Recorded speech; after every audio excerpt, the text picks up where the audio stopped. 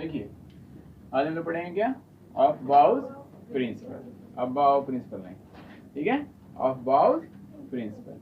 Of बाउ क्या है, एक जर्मन वर्ड है। It is a what, it is a German word जिसका मीनिंग होता है टू बिल्ड, क्या, बनाना। अब बाउज का मतलब क्या होता है, टू बिल्ड और टू फिल, है बनाना।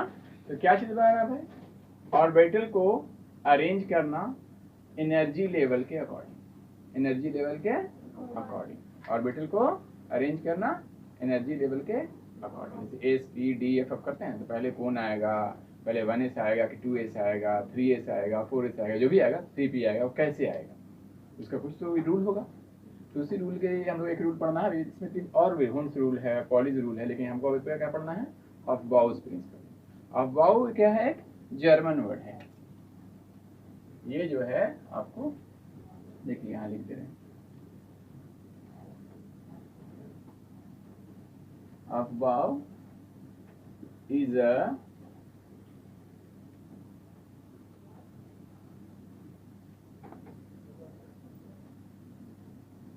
German word which means to build or to fill up। अब वाउ जो है क्या है, एक जर्मन वर्ड है जिसका मीनिंग होता है क्या, टू बिल्ड, बनाना, या टू फिल अप, भरना, ठीक है। अब भरेंगे कैसे, तो अब वाउ प्रिंसिपल ये कहते हैं कि एजिमुथल क्वांटम नंबर, आगे पढ़ाएंगे आपको, ठीक है, और principal quantum number, azimuthal quantum number जिसको एल से दिखाते हैं, और प्रिंसिपल क्वांटम नंबर जिसको एन से दिखाते हैं। अब वो आप जानिएगा तो नहीं, कैसे बताएंगे अभी, उस पर डिपेंड करता है। वो दोनों का सम, n प्लस एल का सम जो ज़्यादा होगा जिस भी ऑर्बिटल का, वो उसका एनर्जी लेवल ज़्यादा होगा, जिसका कम होगा वो कम होगा। उसी के अकॉर्डिंग इन्होंने क्या किया, SPDF जब जानते हैं ना, 1s 2s है ना, वो कैसे अरेंजमेंट का, उसी प्रिंसिपल के अकॉर्डिंग। तो वो प्रिंसिपल कहता है कि इंक्रीजिंग ऑर्डर ऑफ देयर क्या होगा, सबसे पहले कम एनर्जी वाला ऑर्बिटल अरेंज होगा। सबसे पहले इलेक्ट्रॉन किस में जाएगा, कम एनर्जी वाले में, उसके बाद उससे ज़्यादा, उससे ज़्यादा, उससे ज़्यादा। तो आपके पास क्वेश्चन होगा कि आखिर वो एनर्जी कौन से ऑर्बिटल का एनर्जी कम है, कौन से ऑर्बिटल का एनर्जी ज़्यादा है, वो जानेंगे तब नहीं पहचानेंगे कि हाँ सर इसमें कम है तो इसमें पहले इलेक्ट्रॉन होगा, इसमें ज़्यादा है तो इसमें ज़्यादा है। उसके लिए हमको पढ़ना पड़ेगा क्या, n plus l, n plus l. n क्या है,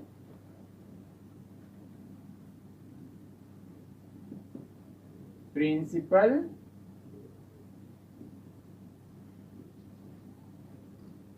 क्वांटम नंबर, और L क्या है, एजीमुथल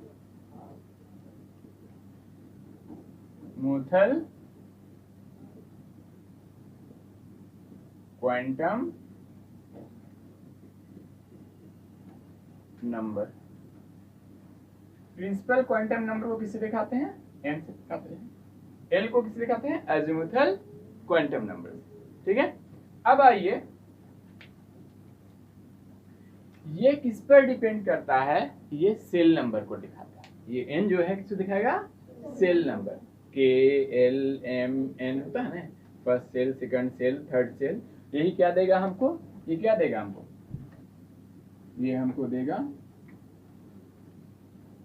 शेल नंबर। तो n का वैल्यू क्या होगा, फर्स्ट सेल है तो 1, सेकंड सेल है तो 2, थर्ड सेल है तो 3, फोर्थ सेल है तो 4। कोई दिक्कत, बोलिए, कोई बात है। अब आइए, एजीमुथल क्वांटम नंबर जो L है, ठीक है, ये किस पर डिपेंड करता है, ये सबसे है ना। और क्या होता है बाकी, इसके बारे में पूरा चैप्टर ही हम लोग पढ़ेंगे आगे, लेकिन अभी इसकी जरूरत हमको क्या है, अब वाउ प्रिंसिपल में एनर्जी लेवल, एनर्जी पता करने के लिए कौन से ऑर्बिटल का एनर्जी ज्यादा है, किसका कम है। तो एल जो है वो सबसेल पर डिपेंड, देखिए सबसेल पर एल का वैल्यू लिख लीजिएगा यहाँ पर। सबसेल जो है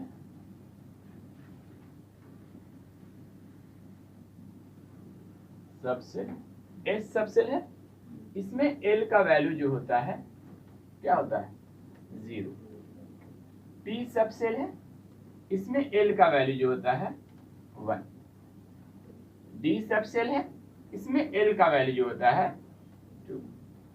एफ सबसेल है, इसमें एल का वैल्यू जो है, मतलब एजिमुथल क्वांटम नंबर का वैल्यू एस के लिए 0, पी के लिए 1, डी के लिए 2 और एफ के लिए 3। कोई दिक्कत? ठीक है। अब हमको n प्लस एल निकालना है। n plus l, n plus L का वैल्यू जिसका ज्यादा होगा उसका एनर्जी ज्यादा होगा, जिसका कम होगा उसका एनर्जी कम होगा। ठीक है। कभी कभी ऐसा भी होगा कि दोनों n प्लस एल करने पर दो सेल का, दो ऑर्बिटल का सेम वैल्यू आ गया। इस दोनों का एडिशन करने पर दो अलग अलग ऑर्बिटल का क्या हो गया, सेम वैल्यू आ गया। तो उस केस में क्या कहेंगे, उस केस में फिर देखेंगे कि n का वैल्यू जिसमें ज्यादा है उसको पहले अरेंज करेंगे, उसका एनर्जी ज्यादा हो। कब, किस कंडीशन में, जिसमें n प्लस एल का वैल्यू सेम आ जाए। तो उस केस में क्या देखेंगे, जिसमें n का वैल्यू ज्यादा होगा उसका एनर्जी लेवल क्या होगा, ज्यादा, जिसका कम होगा उसका एनर्जी। और ऐसे नॉर्मल केस में क्या देखेंगे, n प्लस एल का वैल्यू, n प्लस एल का वैल्यू ज्यादा तो एनर्जी लेवल ज्यादा, कम तो एनर्जी लेवल कम। कोई प्रॉब्लम यहां तक किसी को भी, बोलिए, नोट कीजिए।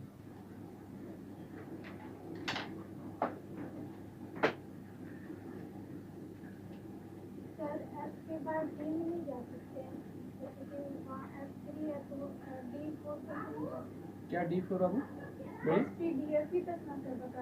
अच्छा, सबसेल कितना होता है आप नहीं जानती हैं, तो फिर आप हमसे क्वेश्चन क्यों कर रही हैं चीज? एस पी डी एफ, उसके बाद बताइए तो सबसेल और भी है नहीं ना? इससे पहले वाले क्लास में बताया था ना, मेहमान कितने मेहमान होते हैं मैक्सिमम? 4।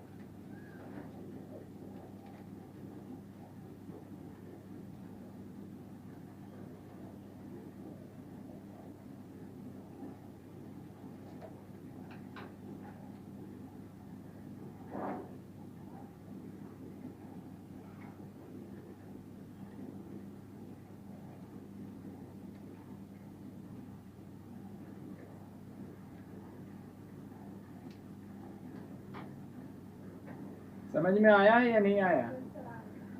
नहीं आएगा तो फिर आप एनर्जी उसका कोई भी ऑर्बिटल का नहीं निकाल पाइएगा। समझ में आया? ये क्या है, n, इसको प्रिंसिपल क्वांटम नंबर कहते हैं, इसमें स्मॉल n से दिखाते हैं। और ये किस पर डिपेंड करता है, सेल नंबर पर। किस पर डिपेंड करता है, सेल नंबर पर।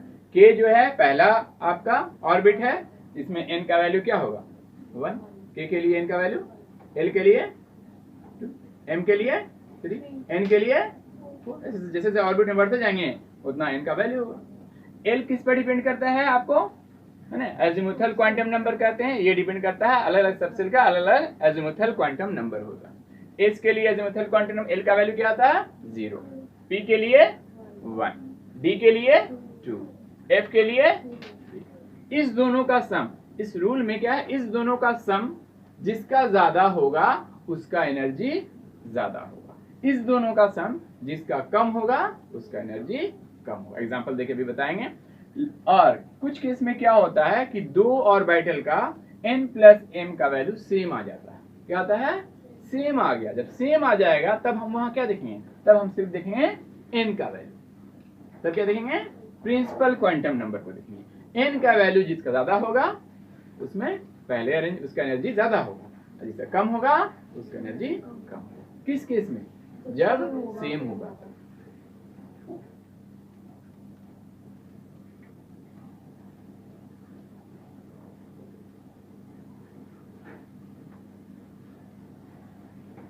हो गया?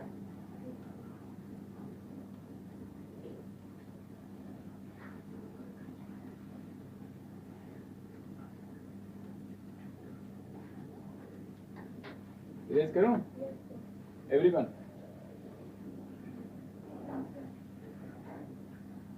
Any doubt to anyone? Clear?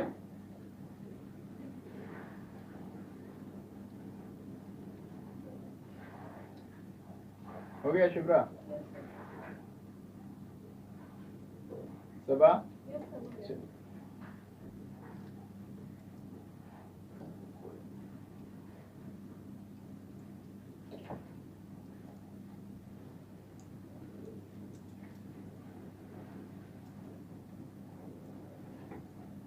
Example के लिए हमें चेक करना है कि 1s का एनर्जी ज्यादा है या 2s का। क्या करना है? 1s का ज्यादा एनर्जी है कि 2s का। ठीक है, एनर्जी लेवल किसका ज्यादा है किसका कम है, इस दोनों में चेक करना। तो देखिए यहां n का value, what is the value of n? Principal quantum number 1. What is the value of L? 0. Is 0. The sum of n plus L, 1 plus 0 is equal to how much? 1. n plus L का value कितना आया? 1 आया। इस case में देखिए तो what is the value of n? 2. What is the value of L? 0. The sum of n plus L, 2 plus 0 is equal to total how much? तो किसका ज्यादा हुआ? 2s का। तो एनर्जी लेवल किससे ज्यादा होगा? 1s का एनर्जी कम होगा किससे?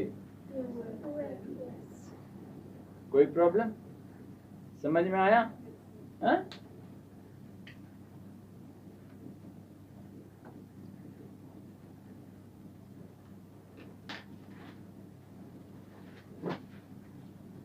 एनर्जी लेवल किसका? 1s का, जिसका n प्लस l का वैल्यू क्या आया? 1 आया। 2s का कितना आया जी? 2 आया। जिसका n प्लस l का वैल्यू ज्यादा होगा उसका एनर्जी लेवल ज्यादा होगा, जिसका कम होगा उसका एनर्जी लेवल कम होगा। नोट कीजिए।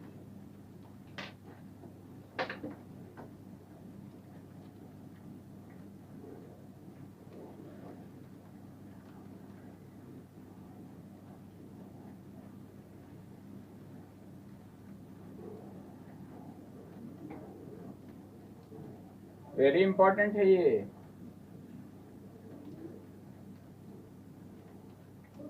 टेंथ क्लास में नहीं था, 10th क्लास में सिर्फ बताए थे अबाव प्रिंसिपल कैसे कैसे अरेंज करना, लेकिन वो किस चीज पे कैसे डिपेंड करता है वो 11th में पढ़ना है। हो गया? इरेज करूं?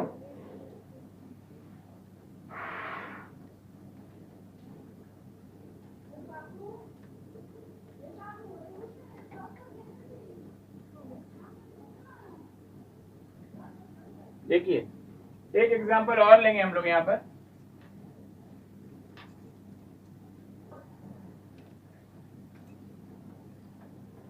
टू पी और 3s में चेक करना।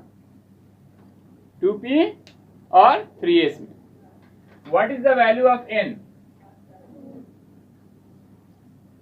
What is the value of l? 1. p 1. The sum of n plus l is 2 plus 1 is equal to how much? 3. Here, what is the value of n? 3. What is the value of l? 0. The sum of n plus l, 3 plus 0 is equal to 3. इस case में क्या हुआ देखिए तो, इसका n plus l और इसका n plus l same हो गया, सेम हो गया ना, दोनों इक्वल हो गया। तो अब क्या करेंगे? एनर्जी लेवल बराबर है? नहीं। जब इक्वल होगा तो इस केस में हम फिर देखेंगे क्या? n का वैल्यू, n का वैल्यू। यहाँ n का वैल्यू क्या है? 2 और यहाँ n का वैल्यू 3। जिसमें n का वैल्यू ज्यादा होगा कब? जब इक्वल आ जाएगा तब। जब क्या आ जाएगा? इक्वल आ जाएगा। तो जिसमें n का वैल्यू ज्यादा होगा उसका एनर्जी लेवल ज्यादा, इसका एनर्जी लेवल। ठीक है, मतलब 2s का एनर्जी लेवल कम, तो 2p है। सॉरी 2p का एनर्जी लेवल कम, 3s का एनर्जी लेवल, ठीक है।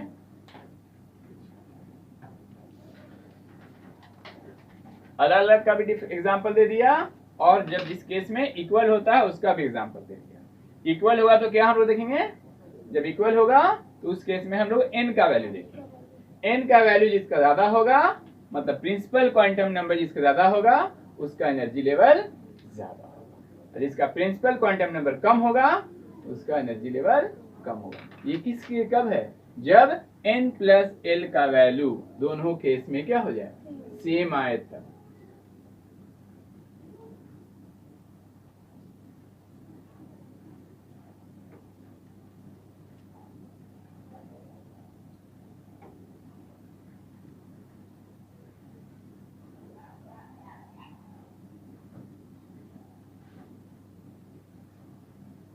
हो गया।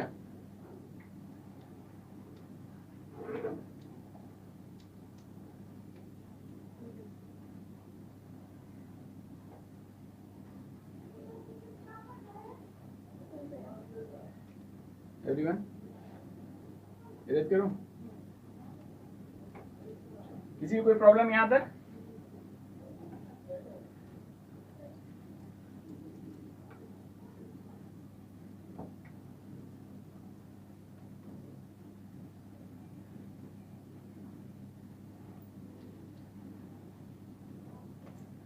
तो अब वाउ प्रिंसिपल कहता है to fill the electrons in increasing order of their energy level. Increasing order क्या होता है, छोटे से बड़ा। सबसे पहले इलेक्ट्रॉन किस में फिल होगा, सबसे पहले इलेक्ट्रॉन कम एनर्जी वाले ऑर्बिटल में फिल होगा, उसके बाद उससे ज्यादा, उससे ज्यादा, उससे ज्यादा। इंक्रीजिंग का मतलब ये था ना, छोटे से बड़ा, बढ़ते क्रम में, ठीक है। तो अब ये अबाव प्रिंसिपल कहता है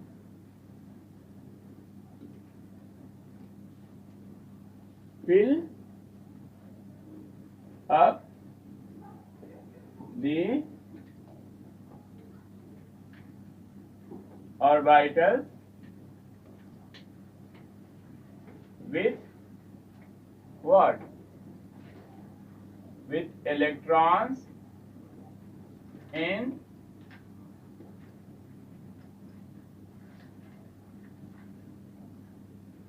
increasing order of the energy level, and we have read just now what the energy level depends upon n plus m। तुम जान चुके हैं कैसे डिपेंड करता है, तो ये नोट कीजिए ये प्रिंसिपल। अब वाउ प्रिंसिपल कहता है कि इलेक्ट्रॉन का अरेंजमेंट ऑर्बिटल में कैसे होगा, increasing order of their energy level.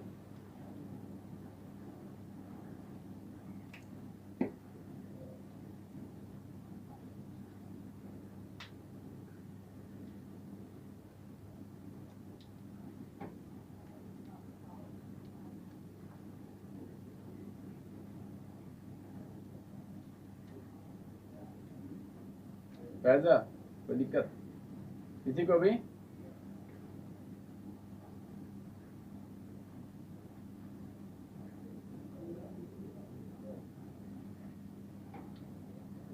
हो गया। अब कैसे अरेंजमेंट होगा देखिए, इसके लिए पहले ही पढ़ाए हैं लेकिन फिर से इसको इरेज कर लीजिए। पहले इरेज कर दूं। 10th क्लास में सिर्फ ये टेबल बता दिया था ये वाला, लेकिन रीजन नहीं बताया था। अब रीजन ही बता दिया, 1s 2s 2p 3s 3p 3d 4s 4p 4d 4f 5s 5p 5d 5f 6s 6p 6d 6f 7s 7p 7d 7, इस तरह से आगे जाएगा। ठीक है, अब आइए सबसे पहले फिलअप किसको करेंगे?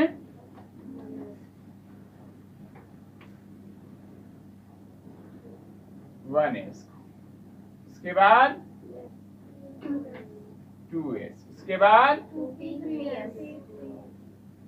इस साइड से चलना है 1s 2s 2p 3s, 2p के बाद 3p 4s, उसके बाद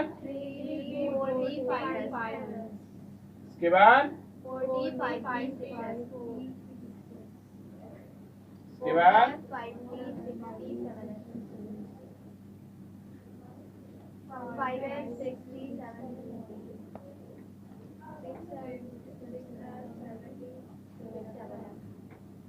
नोट किया।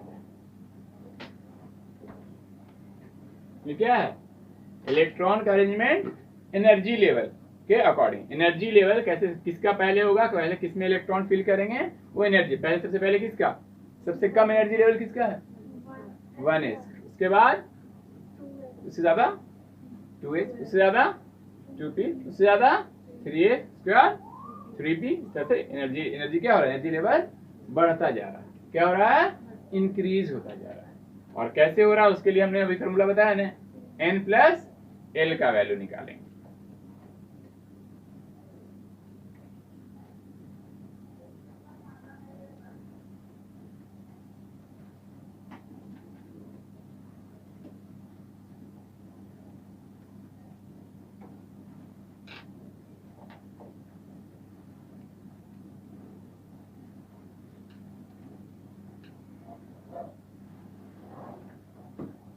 लिख लिया?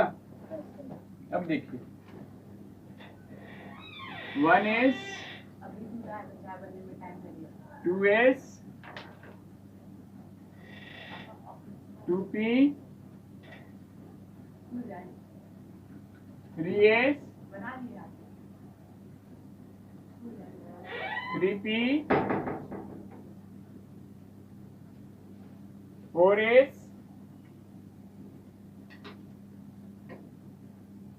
3d 4p 5s 4d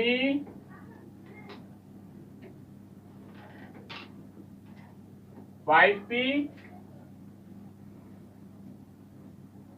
6s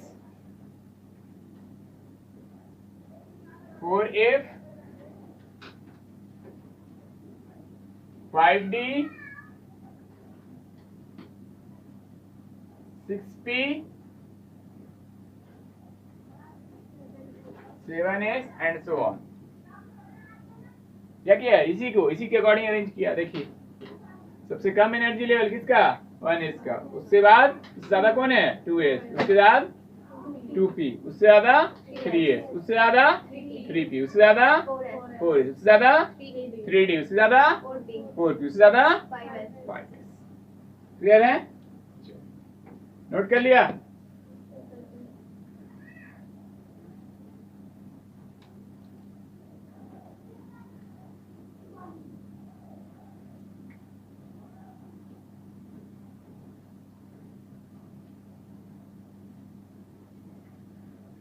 ये नोट कर लिया सभी लोग? ऊपर इसी का अरेंजमेंट है, इसी को अरेंज किया है, ऐसे ना लिखकर वैसे किया, ताकि जब फिलअप कीजिएगा इलेक्ट्रॉन है तो याद रहेगा। आपको ऐसे ही याद रखना क्योंकि ये आसान है, ठीक है, वो कंफ्यूजिंग हो जाएगा। इरेज करूं ये? चलिए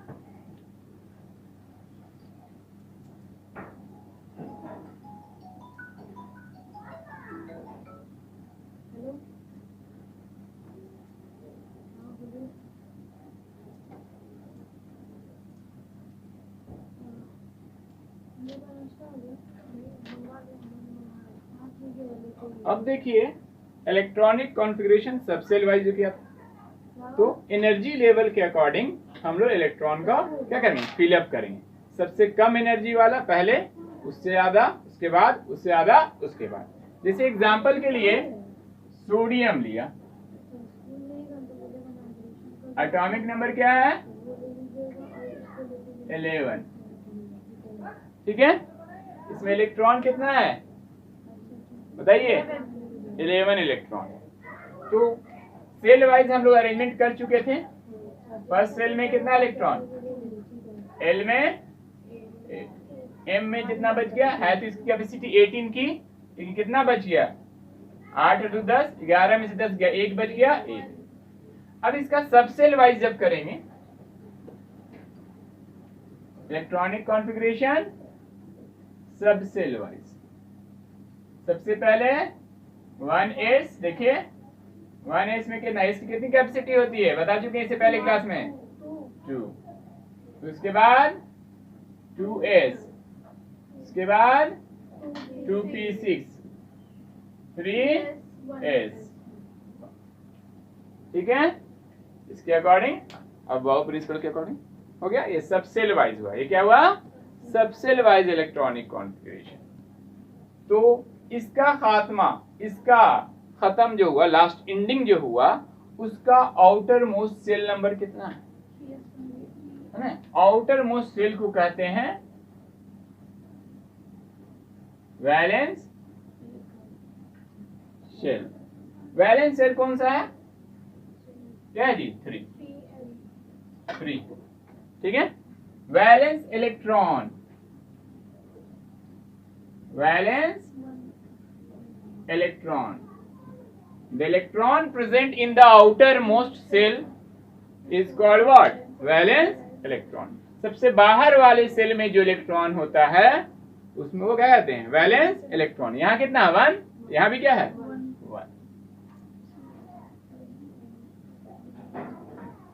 ठीक है। अभी ये क्या है, एलिमेंट्स है, सोडियम क्या है, एलिमेंट्स है। ये स्टेबल अभी नहीं है, स्टेबल होगा अभी जब या तो देगा, या तो लेगा, या तो शेयर करेगा, है ना। वो क्या करेगा हम लोग डिस्कस करेंगे आगे। क्लियर हो गया यहाँ तक। अब आइए नोट कर लीजिए पहले था।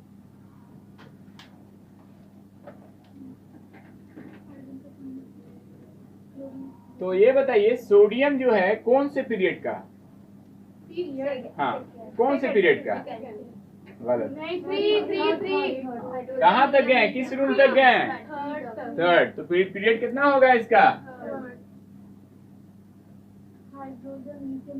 पीरियड देखिए कहाँ तक है, सेल नंबर पर डिपेंड करता है। कितने रूम तक गए हम लोग, मैक्सिमम थर्ड। तो कितने पीरियड का होगा, थर्ड पीरियड का। कहाँ है, इसमें पीरियोडिक टेबल में थर्ड पीरियड में है।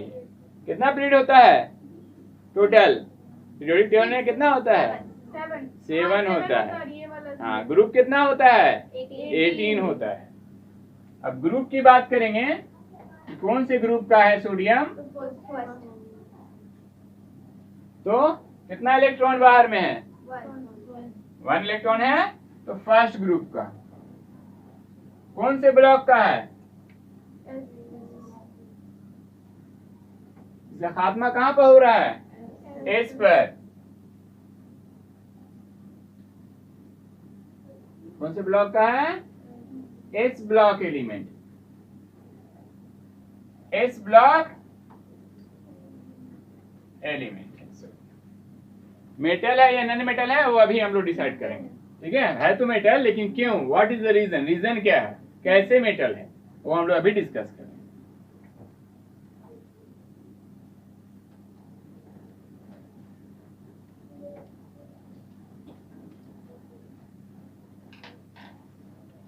पीरियड किस पर डिपेंड करता है, सेल नंबर पर।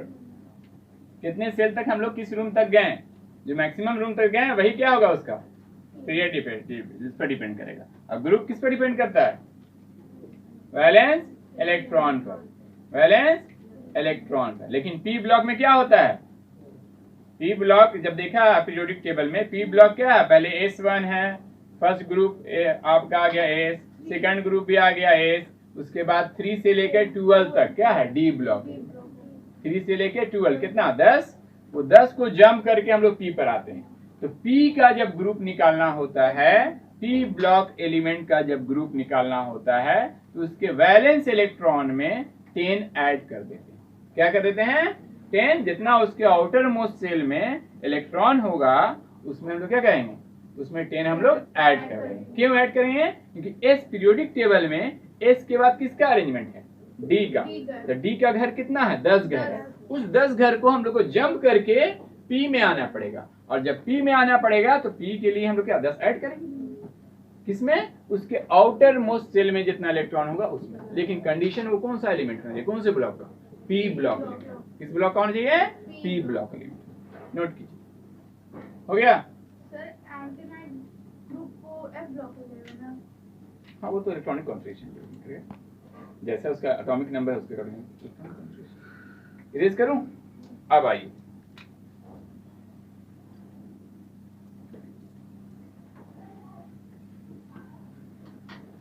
Electronic configuration of inert gas या noble gas.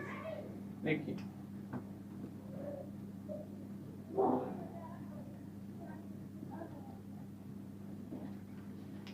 Electronic configuration of what, noble gas और इनर्ट गैस। अभी तक कितने एलिमेंट्स पाए गए हैं, 118। फ्यूचर में और भी पाए जा सकते हैं। उसमें जो नोबेल गैस है जिसको 18 ग्रुप एलिमेंट कहते हैं या 0 ग्रुप एलिमेंट भी कहते हैं, वो सबसे ज्यादा इनर्ट मतलब क्या है, स्टेबल है। क्या है, स्टेबल है। बाकी और सारे एलिमेंट स्टेबल नहीं है, इसीलिए वो लेस रिएक्टिव है। ना केवल रिएक्टिव है, नहीं है, एकदम रिएक्टिव नहीं। तो बाकी एलिमेंट उसके जैसा बनना चाहते हैं। बाकी एलिमेंट जो होते हैं खासकर एस और पी ब्लॉक, डी ब्लॉक में बहुत सारे एक्सेप्शन है ना, उसमें और बहुत सारे हुन्स लॉ आपको अलग अलग रूल होता है। एस और पी ब्लॉक एलिमेंट होते हैं, बाकी सब क्या होते हैं, स्टेबल होना चाहते हैं। सभी जितने एलिमेंट है सब क्या होना चाहते हैं, स्टेबल होना चाहते हैं। तो जो जिस नोबेल गैस के नजदीक होता है उसके जैसा अपना इलेक्ट्रॉनिक कॉन्फ़िगरेशन क्या कर लेता है, बना लेता है। 17 ग्रुप सब। हाँ, लेकिन ऐसा नहीं है, सभी में नहीं होगा। जैसे आयरन में आप देखिएगा, आयरन में आप देखिएगा तो वहां पर वो अपने नजदीकी नोबेल इनर्ट नहीं बनता, नोबेल गैस का जैसा इलेक्ट्रॉनिक कॉन्फ़िगरेशन ऑब्टेन नहीं करता। फेरिक, फेरस और फेरिक होती है, दोनों होती है ना। लेकिन उसका इलेक्ट्रॉनिक देने के बाद 2 दे देगा या 3 दे देगा, उसके बाद भी वो नोबेल गैस के ऐसा नहीं बनेगा, लेकिन फिर भी स्टेबल है, फिर भी स्टेबल है। लेकिन वो कहीं किस लिए, कौन सा लॉ, वहाँ हुन्स लॉ लगेगा, हुन्स लॉ हम लोग पढ़ेंगे, ठीक है। अभी और बहुत सारा लॉ है उसके अकॉर्डिंग। लेकिन जनरली जो एस ब्लॉक और पी ब्लॉक एलिमेंट होता है वो हमेशा अपने नजदीकी किसी जैसा बनता है, नोबेल गैस या इनर्ट गैस जैसा बन जाता है। क्लियर है। देखिए सबसे पहला कौन है, नोबेल गैस, हीलियम। इसके बाद नियॉन, इसके बाद आर्गन, उसके बाद क्रिप्टन, हाउ मच, हाँ, उसके बाद जेनॉन, एक्सन है, XE, उसके बाद Rn, हाउ मच, 86 और 84। देखिए बताइए, इसके बाद क्या है, helium, neon, argon, krypton, xenon, radon, अनन क्या होता है, ऑक्टियम, अनन ऑक्टियम होता है। इसके आगे ये 2 और है, रेडॉन के बाद क्या होता है, अनन ऑक्टियम होता है, 86 होता है, ठीक है। इसका कितना है, 86। अब आइए देखिए सेल वाइज ही कीजिए इसका, तो क्या होगा, 2। आप पहले ही पढ़ चुके हैं इससे पहले क्लास में, के का कितना कैपेसिटी होता है, 2, एल का 8, M का 18, N का 32 से ज्यादा दे सकते हैं? नहीं, क्योंकि हमारे पास कितना है? S P D F E है, 4 ही सबसेल है, इसलिए 32 मैक्सिमम दे, उससे ज्यादा नहीं दे सकते। अब आइए इसमें नियॉन का 2 और 8, 2 8 कितना बच गया? 8, 2 8 18 8, देख लीजिएगा, 2 8 18 फिर 18 फिर 8, इसका 2 8 18 32 18, ठीक है। अब देखिए यहां से जो इनके, क्योंकि ये इनर्ट नोबल गैस है, ये स्टेबल है, तो बाकी और भी एलिमेंट इनके जैसा बनना चाहते हैं, तो जाहिर है जिसके जैसा हम बनना चाहेंगे उसको हम फॉलो करेंगे। तो फॉलो करने के लिए यहाँ पर देखिए सबके आउटर मोस्ट सेल में सिर्फ हीलियम को छोड़कर सबके आउटर मोस्ट सेल में कितने इलेक्ट्रॉन है? 8 इलेक्ट्रॉन। तो यहीं से एक रूल आया क्या? Octet rule. मतलब जो एलिमेंट अपने बाहर में 8 इलेक्ट्रॉन पूरा कर लेगा वो क्या हो जाएगा? वो अपने नजदीकी नोबेल गैस के साथ बन जाएगा, ठीक है। लेकिन इस सब में लागू नहीं होता, आयरन में ऐसा नहीं है। आयरन में 8 होता फिर भी स्टेबल नहीं। 26 होगा तो करके देखिए उसका 8 होगा लेकिन फिर भी स्टेबल नहीं है, तो वहां पर वो डी ब्लॉक एलिमेंट, तो वहां पर हून्स लॉ लगेगा। लेकिन ज्यादातर एलिमेंट जो होता है अपने नजदीकी नोबेल गैस के साथ बनना चाहते हैं, तो उसके लिए कौन सा रॉड? सबसे बाहर में कितने इलेक्ट्रॉन है? सबके बाहर में, तो जो अपने बाहर में 8 पूरा कर कर नोबेल गैस के जैसा बन जाए वो क्या हो जाएगा? कौन सा रूल कहलाएगा? Octet rule. Octet rule. और जो हीलियम के जैसा बने, हीलियम के जैसा कौन बनेगा? जो छोटा एलिमेंट होगा, हाइड्रोजन, लिथियम, जो इसके नजदीक होगा। अब इसको बोलिएगा आप हीलियम के जैसा बन जाए तो ये बनेगा? ये सोडियम अभी हम लोग लिया, सोडियम क्या लिखा? 281, तो ये हीलियम कैसा बनेगा? इसके नजदीक नोबेल गैस कौन है जी? नियॉन है। 11 है, 10 पर नियॉन है, तो एक दे देगा ये, फट से नियॉन बन जाएगा। समझा? तो अपने नजदीकी नोबेल गैस के साथ इलेक्ट्रॉनिक कॉन्फ़िगरेशन वो ऑब्टेन करेगा स्टेबल होने का। क्लियर है? तो हीलियम के साथ कौन होगा? जो छोटा एलिमेंट होगा, हीलियम, हाइड्रोजन, लिथियम, तो उसके लिए कौन सा लॉ होता है? डॉपलेट रूल। हाइड्रोजन किसी से बनेगा जी? हाइड्रोजन किसी से बनेगा? हीलियम के साथ। लिथियम किसी से बनेगा? हीलियम के साथ। जो छोटे एलिमेंट होंगे नहीं वो किसी से बने? हीलियम के साथ। बाकी सारे के सारे एलिमेंट अपने नजदीकी नोबेल गैस के साथ बनेगा, जो क्या है? किस रूल से? Octet rule. अपने आउटर मोस्ट सेल में 8 इलेक्ट्रॉन पूरा। क्लियर है? चलिए नोट कीजिए इसको। हाँ बिल्कुल। यहाँ तक किसी को कोई प्रॉब्लम है? किसी को? आयरन स्टेबल के और भी जरूरी नहीं है वो अपने नजदीकी नोबेल गैस के जैसा ही बनेगा तो स्टेबल होगा, ठीक है। उसमें ऑर्बिटल जब फील करेंगे हम लोग तो उसमें कंप्लीट फील्ड, हाफ फील्ड, अभी और भी रूल पढ़ना हम लोग। जरूरी नहीं कि अब आयरन में 8 है फिर भी स्टेबल नहीं है, वो डी ब्लॉक एलिमेंट है। किसका? उसका खात्मा कहाँ पर? डी ब्लॉक एलिमेंट है, ठीक है। तो उसमें फिर डी का क्या होता है? हाफ फील्ड, कंप्लीट फील्ड का रूल आ जाता है, हून्स लॉ। क्लियर है? जरूरी नहीं कि सारे के सारे एलिमेंट अपने नोबेल गैस के साथ ही बनेंगे तभी स्टेबल होंगे। और भी है, अपनी बहुत सारी एनर्जी जो है ना वो लूज कर जाएंगे, वो क्या हो जाएंगे? स्टेबल हो जाएंगे। आर्गन तो ऑलरेडी है, देखिए ना, आर्गन तो ऑलरेडी नोबेल गैस। कोई प्रॉब्लम है यहाँ तक? धीरे धीरे सारी चीज क्लियर होगी, इस लॉ पढ़ाते जाएंगे। अभी तो अफबाउ प्रिंसिपल पढ़ाया, ठीक है। उसके बाद electronic configuration of noble gas बता दिया, इनर्ट गैस। फिर डी ब्लॉक एलिमेंट का जो इलेक्ट्रॉनिक कॉन्फ़िगरेशन पढ़ाएंगे तो उसमें हुन्स लॉ ये सब पढ़ाना पड़ेगा, पॉलीज लॉ, हुन्स लॉ सब यूज होगा। कंप्लीट फील्ड, हाफ फील्ड, इस सब का रूल बताना पड़ेगा।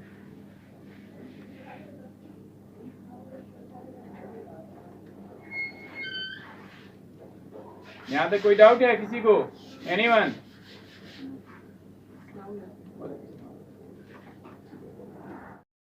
फिजिकल प्रॉपर्टी, केमिकल प्रॉपर्टी के अकॉर्डिंग तो हम लोग पढ़ ही लिया है क्लास 10 में, लेकिन इलेक्ट्रॉनिक कॉन्फ़िगरेशन के अकॉर्डिंग कैसे डिसाइड करें कि वो मेटल है या नॉन मेटल है, तो उसके गेन और लूज के नेचर पर, या तो गेन करेगा या तो लूज करेगा या तो शेयर करेगा, तीन तरीका है स्टेबल होने का।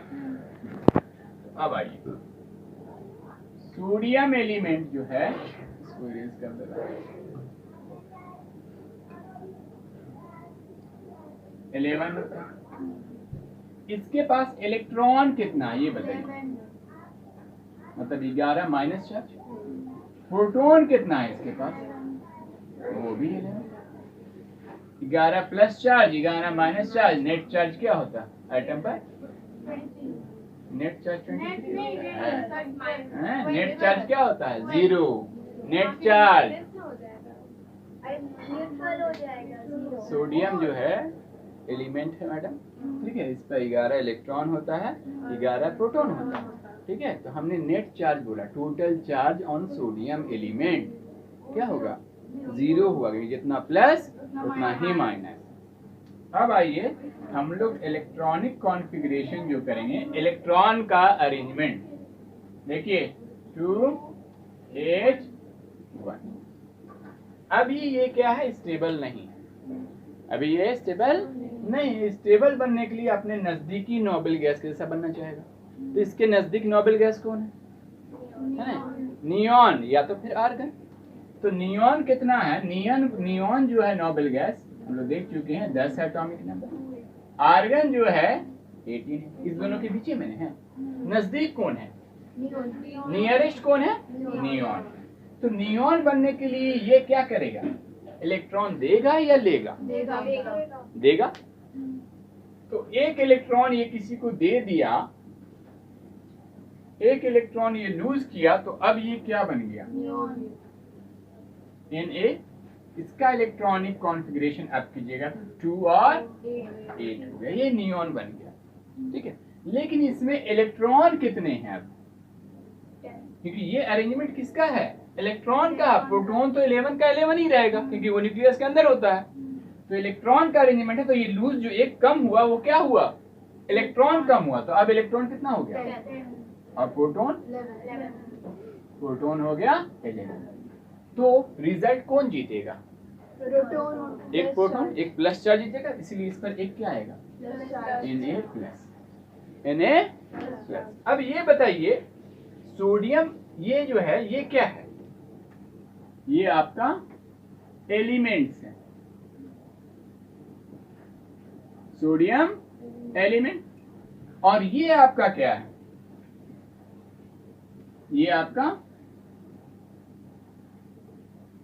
सोडियम आयन, सोडियम आयन है, ठीक है। ये स्टेबल है कि ये स्टेबल है? सोडियम आयन, बोलिए। सोडियम आयन स्टेबल है। ये स्टेबल है क्योंकि ये कैसा बन गया? किसी जैसा बन गया? नियॉन के जैसा अपना इलेक्ट्रॉनिक कॉन्फ़िगरेशन ऑब्टेन कर गया। ये क्या है? ये आपका स्टेबल है, ये स्टेबल नहीं है, ठीक। तो ये जो है सोडियम देकर स्टेबल हुआ या लेकर हुआ? देकर हुआ। एक दिया तो देने वाला दानी, देने वाला दानी, लेने वाला भिखारी। तो दे रहा है तो ये क्या है? मेटल। जो देकर स्टेबल हो वो हमेशा और हमेशा क्या होगा? मेटल होगा। तो सोडियम क्या है यहाँ पर? ये एलिमेंट्स तो है, साथ में मेटल।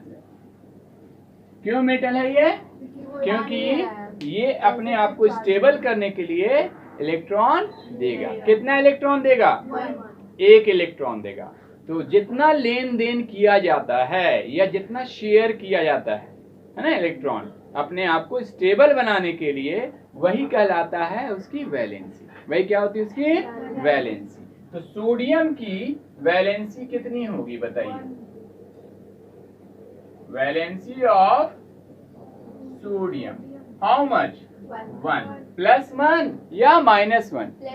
क्योंकि ये दे रहा दानी है तो प्लस। सोडियम की वैलेंसी क्या हुई? +1। ये क्या कर रहा है कि आओ भाई मेरा 1 इलेक्ट्रॉन ले लो, हम स्टेबल हो जाएंगे। तो 1 इलेक्ट्रॉन जब ये देगा तो किसी को देगा, ठीक है? तो इसके पास ऐसा कोई आए जो इससे 1 इलेक्ट्रॉन ले ले, उससे वो दोस्ती कर लेगा, ठीक है? अब देखिए क्लोरीन की बात हम लोग करते हैं। ये सोडियम क्लोराइड कॉमन साल्ट बनता है ना, कैसे बनता है वो देखिए। क्लोरीन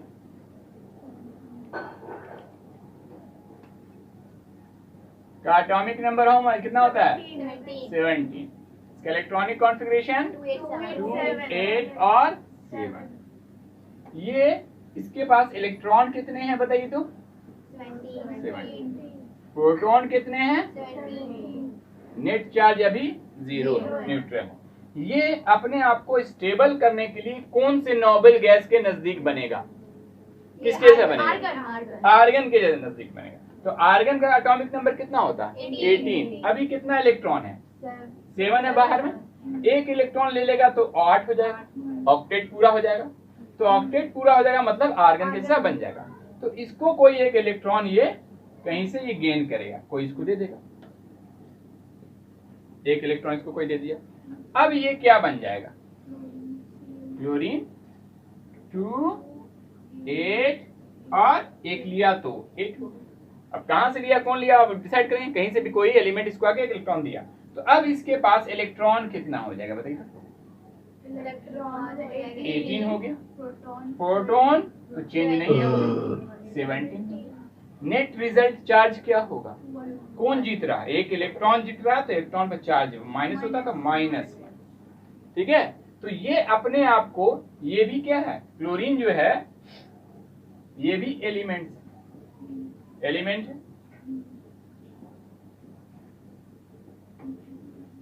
क्लोरीन एलिमेंट, ठीक है? ये अभी अनस्टेबल है। ये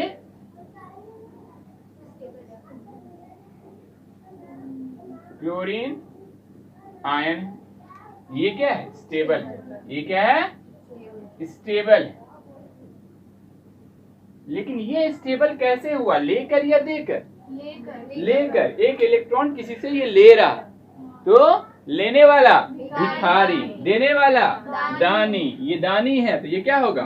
मेटल। ये लेने वाला भिखारी तो ये क्या है? नॉन मेटल है। क्या है? Non metal. ये कितना इलेक्ट्रॉन लेगा? 1। ये कितना इलेक्ट्रॉन दे रहा है? 1। तो इसकी वैलेंसी, क्लोरीन की वैलेंसी कितनी होगी? वैलेंसी ऑफ क्लोरीन कितना है? 1 ले रहा है 1, अब ले रहा है तो माइनस है और दे रहा है तो प्लस है, ठीक है? चलिए नोट कीजिए।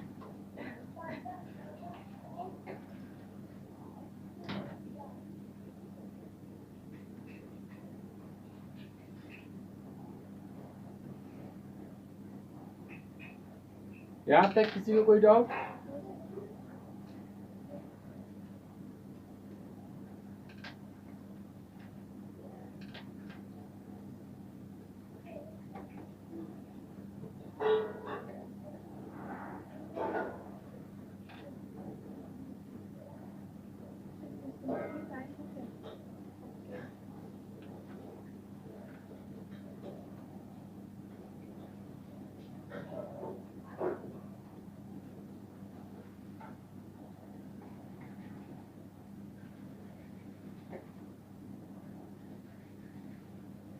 तो क्लोरीन यहाँ पर क्या होगा? देखिए देकर स्टेबल हुआ या लेकर? लेकर स्टेबल हुआ। भिखारी है, ठीक है? लेगा, दे नहीं सकता है। जब लेगा तो ये क्या है? Non metal. क्या है ये क्लोरीन? क्लोरीन आपका नॉन मेटल।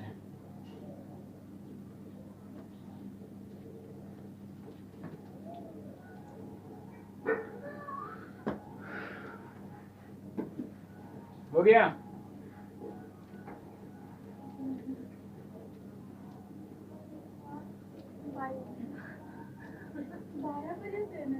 तभी ना टेनिस बनेगा जिस दिन आ चुका है। बायो सब बना दिए। केमिस्ट्री का नंबर है। अच्छा केमिस्ट्री है बायो। अच्छा हाँ केमिस्ट्री का रहेगा बायो का होगा।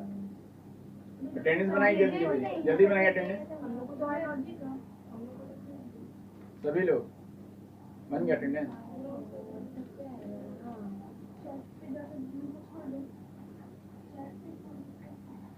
हो गया? नोट कर लिया? बस लास्ट है थोड़ा सा।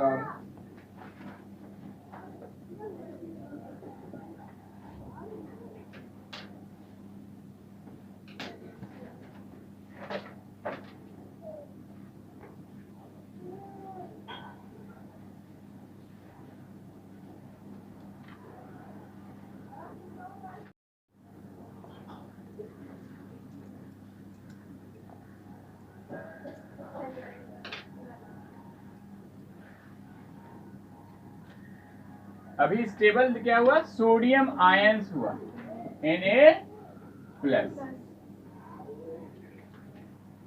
और क्लोरीन ले लिया जी Cl माइनस। ठीक है, दोनों का दोनों आयंस है। दोनों का दोनों क्या है? आयंस। ये सोडियम आयंस है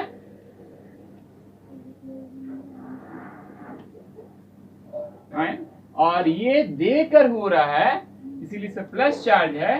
तो इस आयंस का नाम क्या होगा? कटायन है।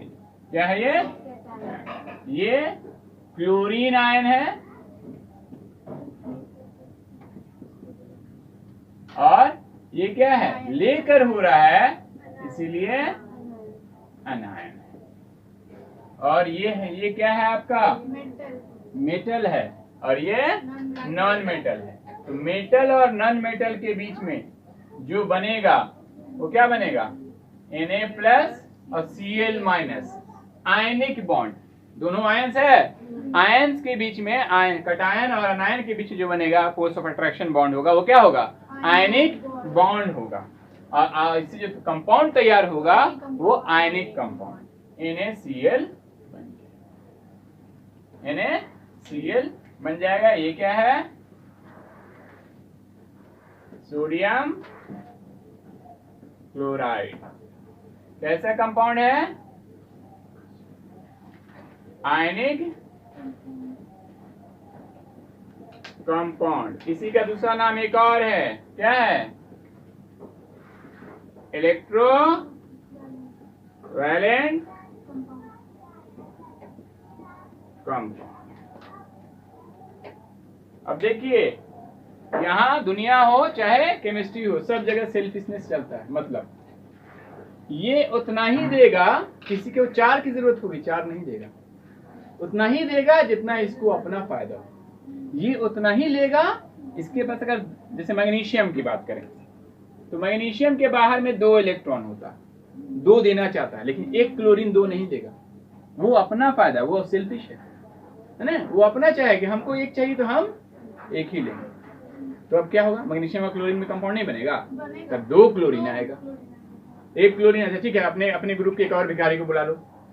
ठीक है, मेरे पास 2 रुपया देना, तुम 1 रुपया चाहिए, तुम अपना 1 रुपया ले लो, एक और बुला लो। तो एक मैग्नीशियम के लिए कितना क्लोरीन? 2 क्लोरीन।